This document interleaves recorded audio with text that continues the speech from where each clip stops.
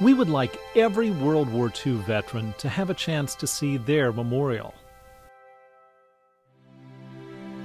One very special Northwest Ohio veteran had that opportunity. His name is Clarence. He had had 18 strokes and a heart attack before taking that flight.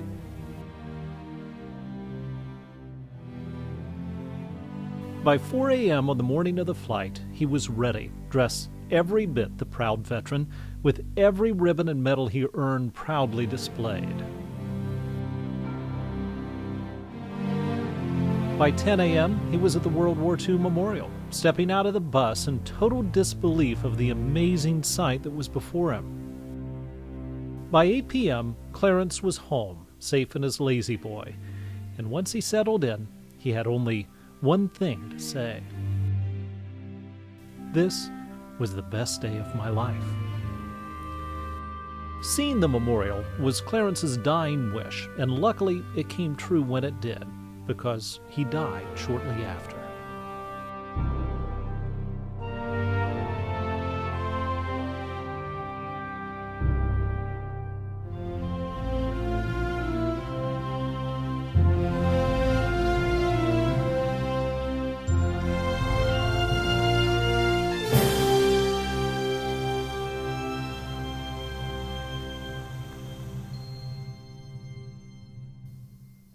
Between Pearl Harbor and the fall of the Japanese Empire, 16 million Americans served in the armed forces.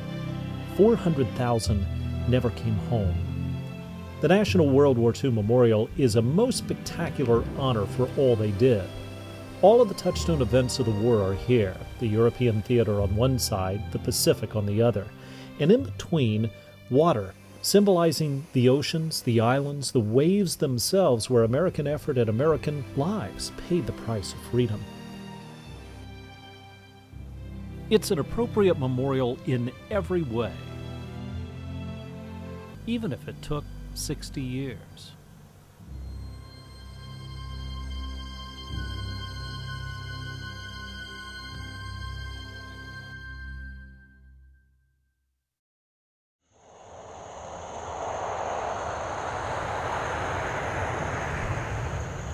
Dawn breaks at the Grand Air Hangar at Toledo Express Airport.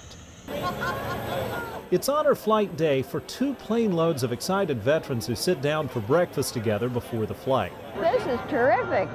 It is really wonderful. I haven't been out for so long that this is really a big event for me. It happens every time veterans get together like this. The years melt away, the memories sharpen, and the stories flow. When I come home, I saw my daughter for the first time, because she was born right after I left for Europe. She is over 3 years old when I saw her for the first time. For men like Casimir Clapp, the experience and professionalism of honor flight is particularly critical. He's 92 years old, and he's in a category referred to as TLC, their last chance. But there's true art to the science of making a big trip like this happen for dozens of veterans, many with serious health needs.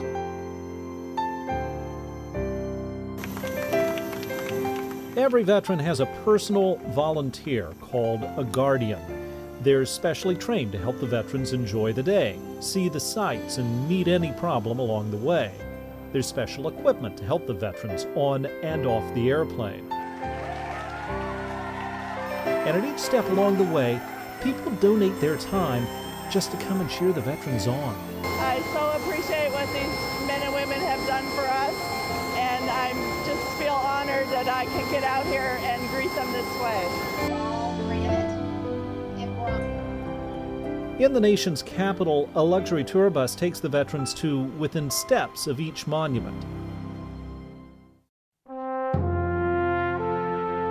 Just being here, in the heart of the world's greatest democracy, standing before Lincoln, in the shadow of Washington, it's a moving experience. And then come the memorials. Each flight makes every effort to see as many as comfortably possible. The Korean Memorial with its haunting figures frozen in time. The long black wall of the Vietnam Memorial. Names of those who've made the ultimate sacrifice as far as the eye can see.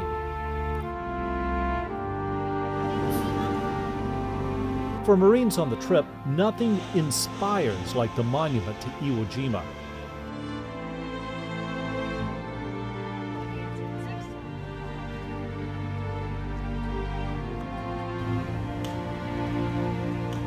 The solemn and timeless ceremony of the changing of the guard at the Tomb of the Unknowns. And the ultimate symbol of the ultimate sacrifice, white tombstones on the green earth at Arlington National Cemetery.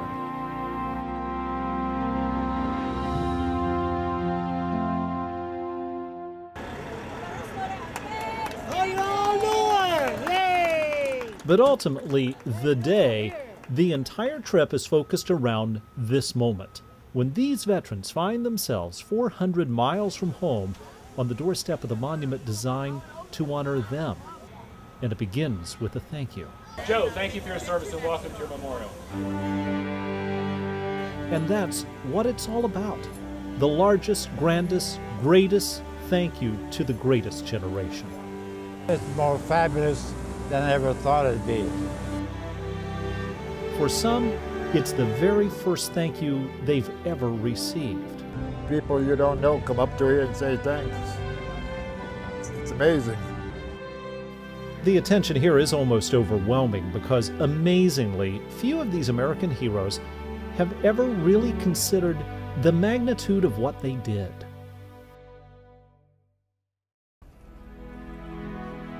But the sad reality of it is, there can just never be enough flights. We're losing more than 1,200 World War II veterans every single day. I know my husband didn't live long enough to see it, so I'll make it up for it. And behind every lucky veteran who does make the trip, there's a waiting list of more than 500. They're on that list because they'll never make it any other way. Those veterans are waiting for your help. Honor Flight is funded exclusively through donations, fundraisers, the generosity of people like you. And it's so easy to give. You can even do it easily and instantly online at the click of a button. It doesn't matter in the least whether or not you know any of the veterans you're helping send to Washington. They're all just as responsible for the freedoms we enjoy today. Standing here at the National World War II Memorial, it's impossible not to be deeply moved by everything it symbolizes. The feeling of a shared national experience, an entire generation who came together in such a profound way to secure a future for all those who came after. So imagine what it must be like for those who lived it. But so often the flight doesn't come soon enough, and too often a deserving veteran on the list doesn't make it to their big day. For one recent vet, his upcoming visit to the memorial was among the very last things on his mind. He went to bed talking about the 21 days before his turn to see the memorial. But he never woke up, and all that was left to take to Washington was the American flag that draped his casket. For those who do make it, it's about much more than just seeing this iconic memorial. It's about experiencing this debt of gratitude we all owe them. It's about coming full circle as the older veteran looks back on this extraordinary moment in their youth when everything hung in the balance and the greatest generation rose to the occasion. It's about a man like Casimir Clapp living to see this crowning acknowledgement he so richly deserves. I didn't think I'd make it. See, I'm 92 now, so I didn't think if I didn't make it now, I don't think I'd make it. And he did just in time. Casimir Clapp also died shortly after this flight, but not before all of us collectively had a chance to thank him. An honor flight of Northwest Ohio made that happen.